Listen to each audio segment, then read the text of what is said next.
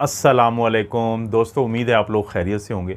आज की इस वीडियो में हम बात करेंगे कि कैसे आपके लिए ये चीज़ मुमकिन हो पाएगी कि आप अपने आंतों की सफाई कर लें, आप अपने आंतों को साफ़ कर लें। आपकी आंतें जो हैं और आपको जो हाज़मे के मुख्तलिफ़ किस्म के मसाइल हैं, इनसे आपको कम से कम सामना करना पड़े।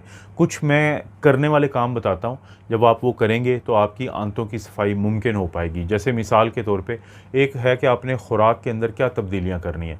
उसमें पहली चीज़ है कि कोशिश करें वो खाने खाएँ कि जिनके अंदर फ़ाइबर ज़्यादा होता है।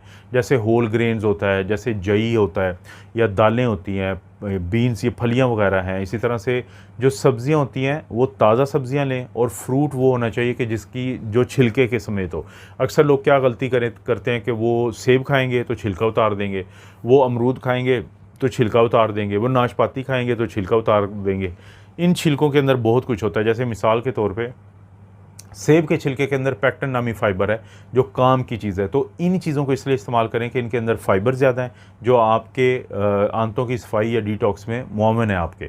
इसके बाद खाने में जो दूसरी चीज़ है वो ये है कि फर्मेंटेड फूड ज़्यादा इस्तेमाल करें, क्योंकि जैसे कि दही है, केफ़िर है, लस्सी है, सोवरक्राउट है, किमची है, और घरों में जो आप ये तैयार करते हैं जो अचार वगैरह, क्योंकि ये वो खुराक है जिनका मैंने नाम लिया है कि जिसको हम प्रोबायोटिक्स भी कहते हैं, कि इनके अंदर आपकी आंतों के अच्छे वाले जरा बैक्टीरिया होते हैं जो जो आपकी आंतों को सेहत देते हैं।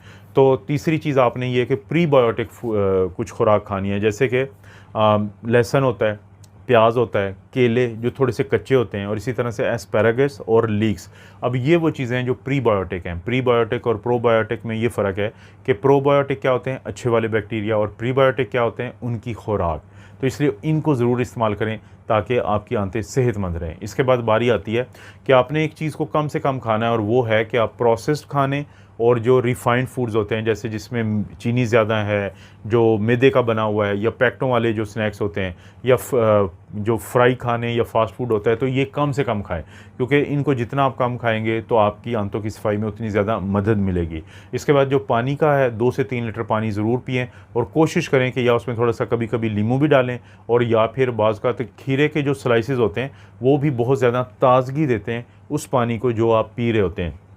तो कुछ देर के लिए उन स्लाइसेस को डाल के रखें, उसके नतीजे में उसकी जो तासीर है वो पानी के अंदर चली जाएगी, तो उसको पी लें।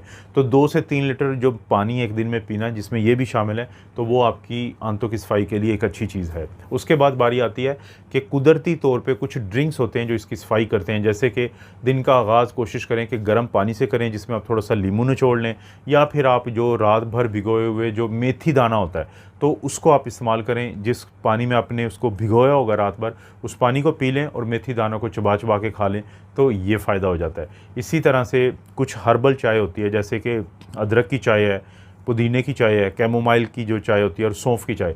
उससे आपकी जो आंतों की अंदर की तह होती है उसको बहुत फ़ायदा मिलता है, जो कि गट डिटॉक्स या आंतों की सफाई में काफ़ी मुआवन चीज़ है। इसके बाद होता है कि इसबगोल के छिलकों को रात को पानी के गिलास में 1 चम्मच डाल के इस्तेमाल करें। उससे आपके आंतों की हरकत बेहतर हो जाती है, क्योंकि एक बहुत बड़ा मसला आज जो पाकिस्तान में बना हुआ है, हमारे खाने पीने की आदतों की वजह से हमें अक्सर कब्ज़ का मसला रहता है।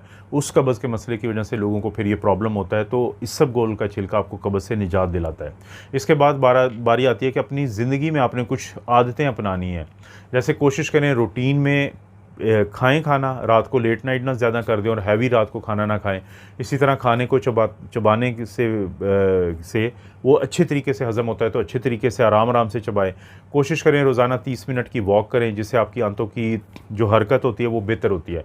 इसी तरह से जो आपको स्ट्रेस होता है, उस स्ट्रेस से आपने बचना है, क्योंकि उसके लिए आप योगा कर सकते हैं, आप गहरे-गहरे साँस ले सकते हैं, नमाज़ है, इबादत हैं, ये करें। तो ये वो आपकी ज़िंदगी के अंदर की लाइफ़स्टाइल चेंजेज़ हैं कि जो आपकी गट को साफ़ रखने में, और इस चीज़ में कि आपको आंतों की बीमारियाँ कम से कम हो, तो बहुत ज़्यादा मददगार हैं। इसके बाद बारी आती है कि आंतों को ख़राब करने वाली जो चीज़ें होती हैं, जिनको हम गट इरिटेंट्स कहते हैं, उनका इस्तेमाल कम से कम करें। जैसे शराब आपकी आंतों को ख़राब करती है, सिगरेट ख़राब करती है।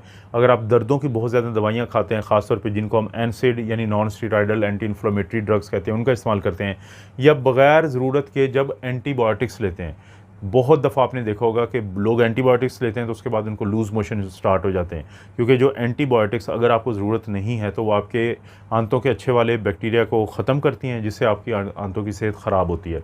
यही काम फिर जो एनसेड्स होते हैं वो ज़ख़म पैदा करते हैं, तो इनसे बचना है।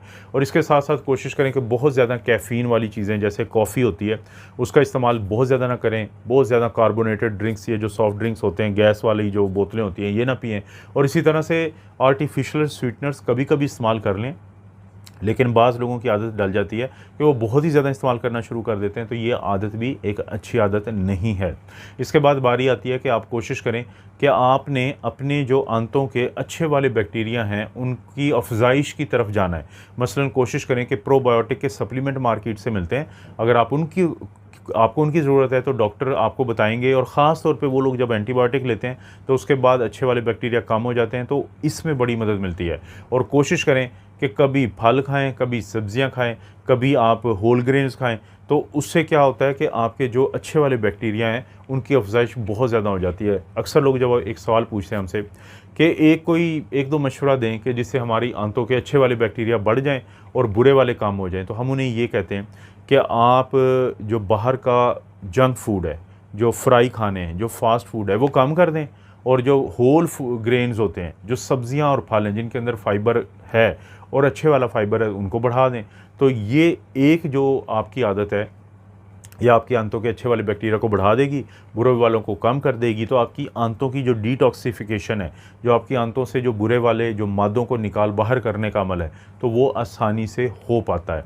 और सबसे आखिर में कुछ ऐसे भी अमल हैं कि जिनको हम कहते हैं कि ये मदद करते हैं, इस पूरे इसमें सपोर्टिव हैं। जैसे कि रोज़ाना रात को 7 से 8 घंटे की नींद पूरी ज़रूर करें, क्योंकि नींद के दौरान आपका पूरा जिस्म जो है वो ना सिर्फ अपने आप की मुरम्मत करता है, रिपेयर करता है, दिमाग की मुरम्मत करता है, रिपेयर करता है, बल्कि आपकी आंतों की भी रिपेयर करता है। वो लोग जिनकी नींद डिस्टर्ब रहती है, वो पूरी नींद नहीं लेते, तो उनको फिर ये प्रॉब्लम बनता है कि उनकी आंतें ज़्यादा ख़राब रहती हैं। तो ये आदत मदद करती है। और दूसरी है इंटरमिटेंट फास्टिंग की। किसी दौर में तो हम काफ़ी ज़्यादा सपोर्ट करते थे इंटरमिटेंट फास्टिंग को, लेकिन कुछ अर्सा पहले एक स्टडी आई थी कि जिसने बताया था कि वो लोग जो ज़्यादा इंटरमिटेंट फास्टिंग करते हैं तो उनको जानी नुकसान होता है। तो उसके बाद से इस चीज़ को थोड़ा सोचा गया है। तो इसलिए कहा जाता है कि आपने ऐसा इंटरमिटेंट फास्टिंग करना है कि जो आपको नुकसान ना पहुंचाए। जैसे मिसाल के तौर पे वो कैसा इंटरमिटेंट फास्टिंग होगा, वो ये होगा कि आप रात का खाना जो है वो थोड़ा जल्दी खा लें और सुबह का नाश्ता लेट कर लें। तो ये ओवरनाइट 12 से 14 घंटे की एक ऐसा वो बन जाता है कि फास्ट इंटरमिटेंट कहते हैं वक्फे से, कि एक ऐसा वक्फा आ जाता है कि जिसमें आपकी आंतें जो हैं उनको सुकून मिल जाता है, वो रिलैक्स हो जाती हैं, उनको बहुत ज़्यादा काम नहीं करना पड़ता। और जब रोज़ाना ये सुकून मिलेगा तो इससे आपको बहुत फ़ायदा होगा। तो दोस्तों, ये हैं वो गट को साफ़ करने वाले, गट डिटॉक्सिफिकेशन का वो प्रोसेस या वो स्टेप्स या वो चीज़ें कि जो आपकी मदद करती हैं। तो जिस तरह आपकी आंतों को इस वीडियो से मदद मिली है, तो आपसे मदद मिलनी चाहिए। इस चैनल को सब्सक्राइब करें, वीडियो को लाइक करें, शेयर ज़रूर करें अपने दोस्तों से या किसी भी अच्छे फोरम पे।